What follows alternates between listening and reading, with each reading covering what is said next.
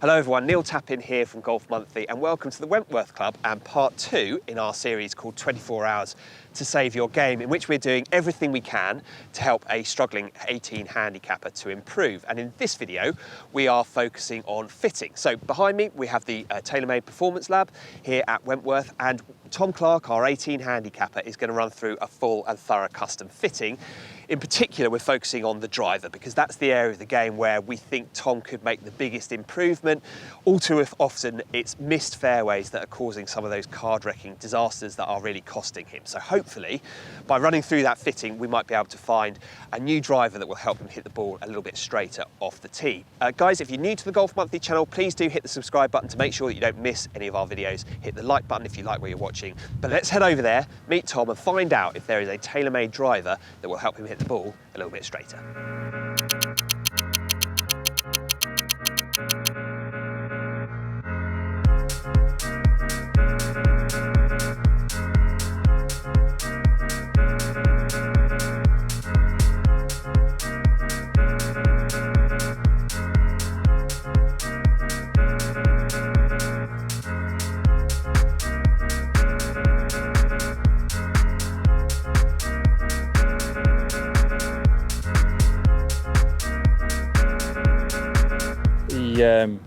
He came in at the start of the session. He's got pretty low, like an out of control low hook to him. So that's suggesting that the driver's coming in there, and it was like a 10.5 degree driver, so it should have enough loft for him to take off.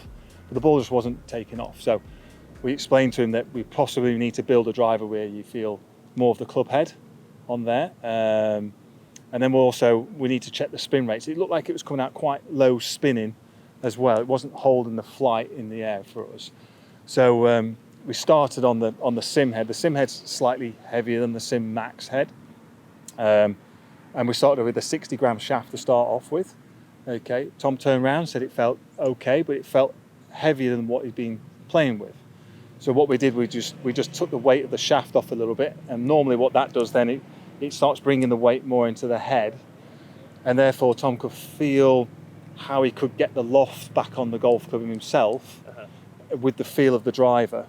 And it almost instantly we start to see that he could flight the ball again. And we're certainly seeing less of the left miss in there as well, because the spin rate, we were getting a bit more of the spin rate up on there. We then moved to a SIM Max to see if that would be more forgiving for him, but all the SIM Max was doing for us with Tom's swing, not necessarily as a rule of thumb for everyone, it was just kicking the spin up too much, and we saw the ball flight start to deteriorate, and we got a little bit less accurate. Yeah, 100%. And I mean, this year we've really seen it. This year, the fact that you have to get fitted for these drivers, because it's not a general rule of thumb. It's not because I'm an 18 handicapper, you're a SIM Max D type. That's not the case. I mean, and it's not also the case that you're a scratch golfer, therefore you're a SIM head all day, 8 degree, 9 degree SIM head. No, we need the ball to tell us what we're going to be.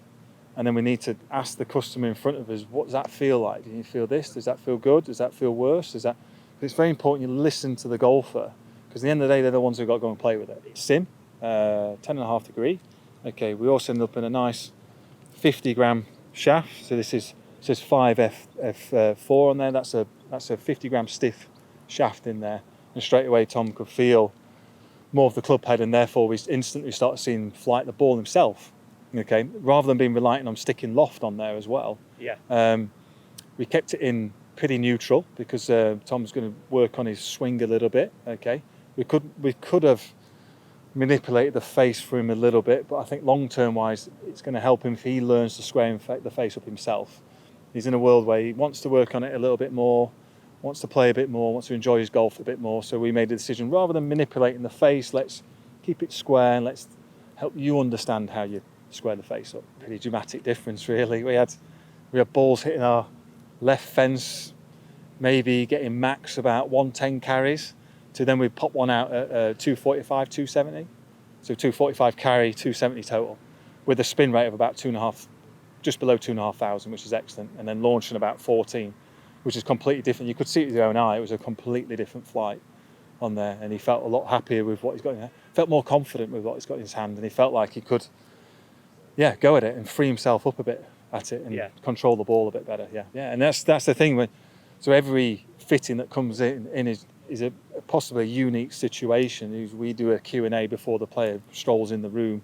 You're trying to find out, what have I got in front of me? Okay, who got here? I mean, you get some technical people who know about every single shaft on the planet, and you get some people who, just give me something that works. But the biggest thing is you're also listening to how much do they play, how much do they work on the game, how much time do they have to practice and things like that. Are they taking golf lessons and so forth? Because we can build drivers that will fix the ball flight that day, but if they're working on their game and what it might, so you've got to listen. Each case is individual, and we normally discuss between each other. Do you feel happy if we do this and that? Okay.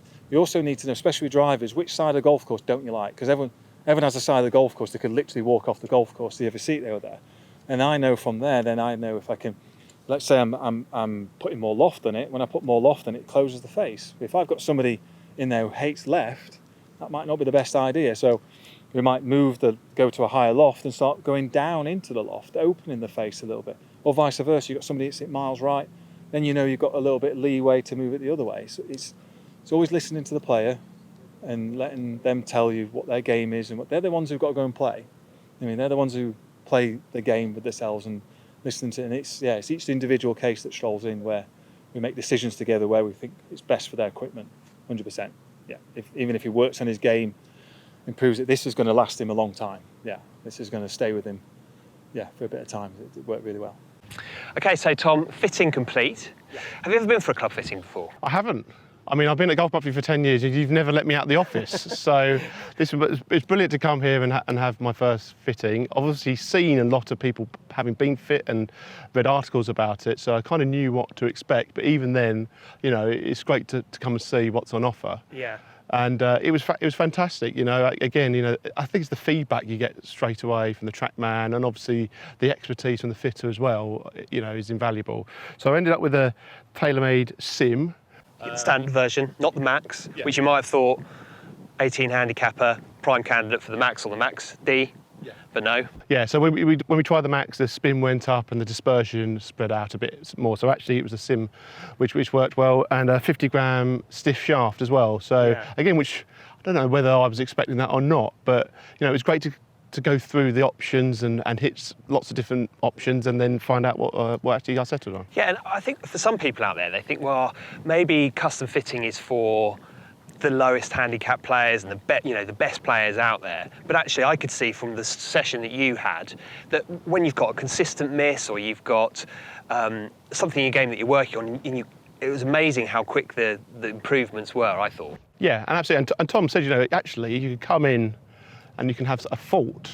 Maybe you haven't had any lessons, but you want to have the fitting. Actually, the fitter can help you straight away. Actually, if you're hitting a massive hook, then actually you can set up the driver so to try and straighten that out. Yeah. And whatever your shot is. So. But Tom didn't do that with you, did he? No. Because you're committed to making lasting improvements in your swing, as we know. Exactly. Well, I am. Yeah. I've got to do something. So. No, it was brilliant, and it's great just to see. The product's so fantastic at the moment. For TaylorMade, looks brilliant, sounds great as well. And there's just every option that you want to try is there. So on site, so it's been brilliant. So there you have it. If you are thinking about possibly investing in a new drive, I think Tom's experience would say, don't do it unless you go through the process of getting properly custom fit, because ultimately you're probably not going to know exactly what's right for you until you go through that process. Do it with an expert who knows exactly what they're doing. And the final thing to say is, if you are going through swing changes like Tom's doing, perhaps having something that's set up fairly neutral is a good idea. Then changes can be made further down the line.